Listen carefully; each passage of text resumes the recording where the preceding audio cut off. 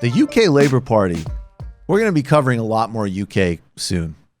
It looks like Boris Johnson is going to become prime minister, really amplifying the global trend of clown fascism, authoritarian buffoonery.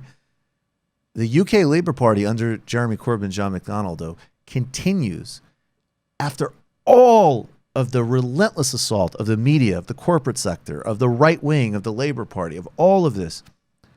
And it's not to say they don't need to do certain things better and change certain things up. I'm not going to lie and sugarcoat about it. I 100% support them, but it doesn't help to be diluted. But one thing that they consistently do is not only talk about safeguarding and expanding the already incredibly important things that are under assault and under threat, like the NHS, but generating new and amazing policy proposals like the worker-owned cooperatives through government funding at mid-sized firms. This is so impressive, though. This is from a MP, Dan Corden, I believe, on what to do about global poverty in the World Bank and IMF. And I just have to, this is incredibly impressive stuff from a mainline center-left party in an industrial country. This is huge. In a world where 26 people own the same wealth as half of humanity. A world where roughly every 10 seconds someone dies of hunger. A world where this level of entrenched poverty has come to be something we accept as normal. But in the Labour Party, we refuse to accept this.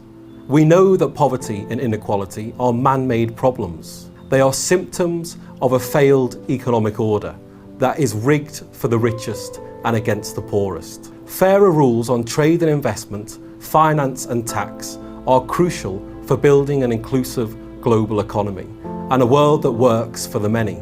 For this to happen, we must make big changes to institutions like the World Bank and the International Monetary Fund, who are holding their spring meetings in the USA this week. These two international financial institutions are at the heart of global economic policy.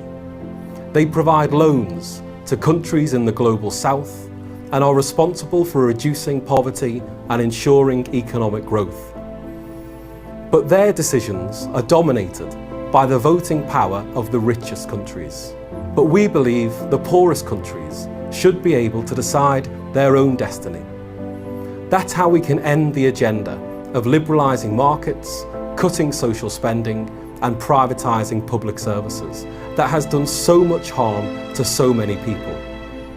Instead, the Labour Party will prioritise public services around the world, champion a feminist approach to international development, and build a fairer economy to close the gap between the rich and poor. To end poverty, we must change the rules of our economic system and put power in the hands of people.